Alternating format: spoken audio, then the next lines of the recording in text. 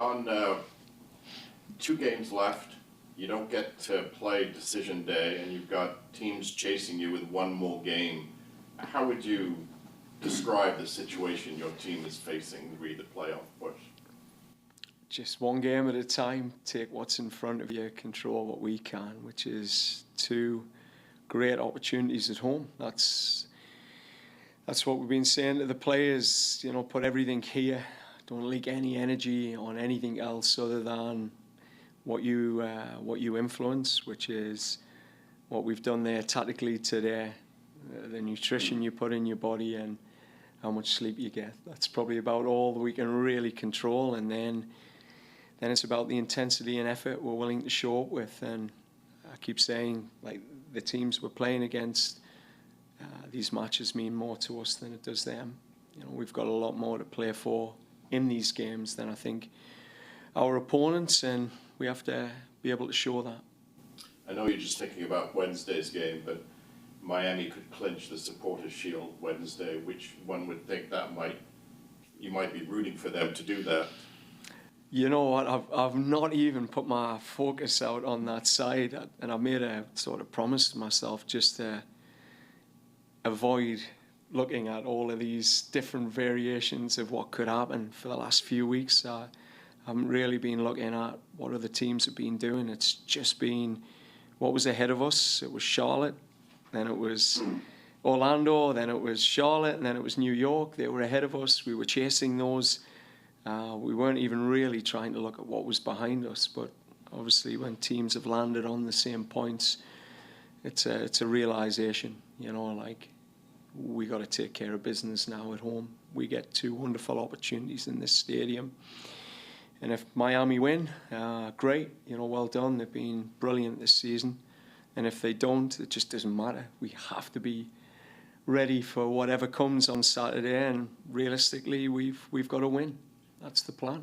Sean, it's going to be your 3rd look at the Red Bulls this season. Are you expecting kind of a typical Red Bulls game, or they're going to try to make life uncomfortable for you and press? Yeah, they're a hard team. They're a hard team to play against. We know that. It'll be difficult conditions. I think the pitch is going to be a little bit bumpy, so it's fits their style, which is an aggressive transitional style. I think last time we played, we were like 68% possession.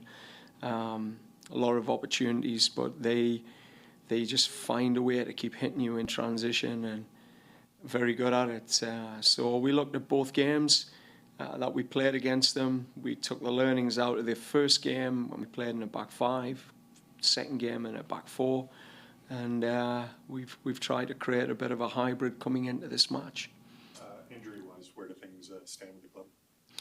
Yeah, a few things. We've got Nixon Gomez back available, so that's good news. Henry Wingo expected to be available. Was a little bit sore in training today, but expecting him to be available. Lorenzo, questionable. He didn't train today. He came out of training yesterday, still with those nagging calf issues, so he's going through the process again today with the medical team. I mean, such a big player for us. We're going to do everything we can to see if we can get him involved tomorrow and Saturday. We'll do everything, and he's willing to do everything as well. So I think the only one I'm anticipating. No, I think I've got a full roster. Charlie Sharp. Yeah, Charlie's available. Okay. Everyone. A lot of people were wondering about Lorenzo's decision not to take that shot after he came in. What was your take on that? Was there any discussion with him afterwards? I think if he had his time back and he's seen the moment again, he'd probably take it. It's a hard one to fathom. It's a tough one to fathom. I think as a player, he carries a lot of pressure. I think there's a lot on Lorenzo. There's no doubt when you have a name like his and you have a moment like that. But the most important thing was the response. The response is he picks a ball up and tries to score from 35 yards and almost does. Almost. He'd just come into the game. I think it was his second or third touch. in the game, and it was probably one of the most gilt-edged moments in the match. So maybe just had a lot going through his mind, but just good to see him pick the ball up and try and make amends immediately. He didn't hide from that. That was class. But yeah, I got to hope he has more moments like that in the next 2 games. Has there been much discussion with the grounds crew about the situation of BMO? I just know it's not in great shape, and what I know from the grounds crew is all year they work so hard. Like they're a class in how they manicure this training pitch, and they have tough conditions to work in. It's not the best conditions in this part of the world to manage grass, and you've got 2 teams playing on that facility on a grass surface. So 1, we're happy we've got grass, so I'm grateful for that. 2, we'll find a way to use it as an advantage. There are areas of that pitch that are still workable, and we've got to target those areas. And in the areas where they're tricky, we've got to use that to our advantage. So no excuses here, Neil. We just got to get after it. John, Fede obviously offers you guys a lot, and I don't think anyone could question his work rate, but it's, by my count, it's now 16 games in all competitions without a goal. I mean, how do you account for that? Well, a couple of good goalkeeper saves, as he reminded us of that, a crossbar. You know, he's close at times. And again, I think when you look at teams, you know, came out of the All-Star, he definitely started to hit that next level of performance. And then teams try to adapt to his style of play. But, you know, I think, you know, the strikers will go, or forwards, DPs will go on hot streaks, and then at times they go on the cold streaks. And on the cold streaks, they need the rest of the team to step up.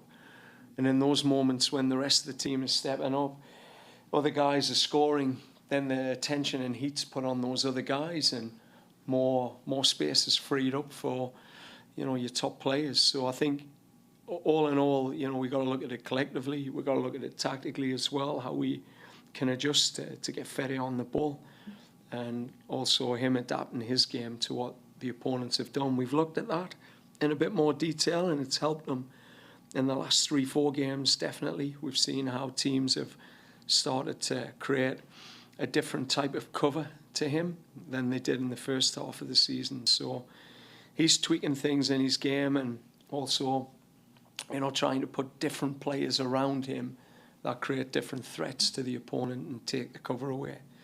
So a little bit of unlucky, a little bit of the opposition adjusting, a little bit of us trying to adjust to it, and a little bit of, you know, we do need other players to create problems as well. Understandably, you're saying you're taking it one game at a time. While you do that, are you also, as part of your mind, also looking ahead to what the team needs after this season? No, I haven't looked at it. I absolutely haven't looked at it, Neil. I've left that firmly in the front office's purview. I mean, you know, we were working, as I think Jason and Andy spoke a couple of weeks back, we've been working in tough conditions this year. You know, we would have loved to have brought in something to help us in this push in the attacking space. We've been thin in periods, but I think Jason's very clear like what it's going to take next year. I think what we're clear on is the profiles that make a difference, the profiles that maybe aren't making a difference, and that evaluation will be done right at the end of the season. I think Jason's probably already took some steps, but from my side, it's just been so busy to even give that the level of thought it's required. I'll wait until after the playoffs. And is Fede still your penalty taker?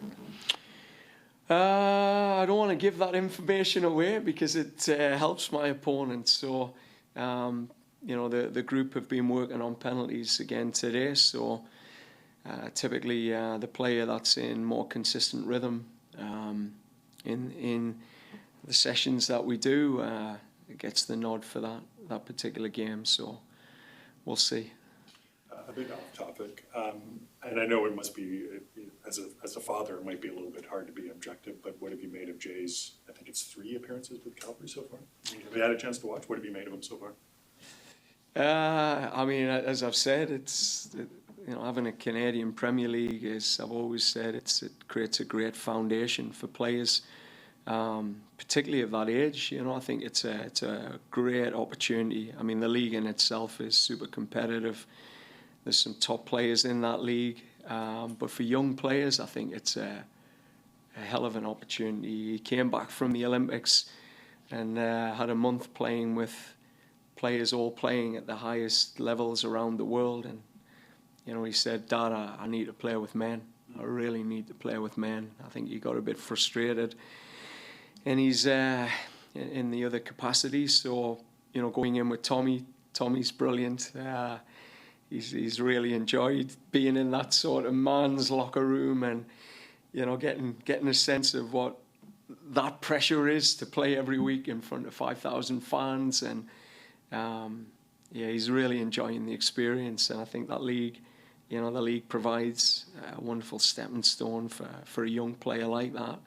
But at the same time, I've only really got to see a little bit of that last game, and there's room for improvement as always, as a dad would say. But proud he's made his professional appearance in the Canadian Premier League. And this might be a bit under off your radar, but Luke Wildman's son named to the academy team. I wonder if you had any thought about. Yeah, I seen him here last night for the signing. I mean, his dad, I'm sure, has watched more football than I need to know. So he'll have a good mentor there in terms of some of the tactical nuances. But I mean, it's sort of in the blood, isn't it? When you have a dad that's all they know is football.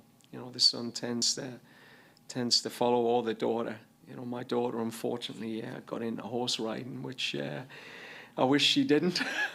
You say unfortunately. Unfortunately, yeah, because it's an expensive sport. Yeah, that's tough. So I'm hoping she doesn't make it to Spruce Meadows where Calgary is, because that means I'm in trouble. But no, I think good on Luke, and hoping both our boys can do well.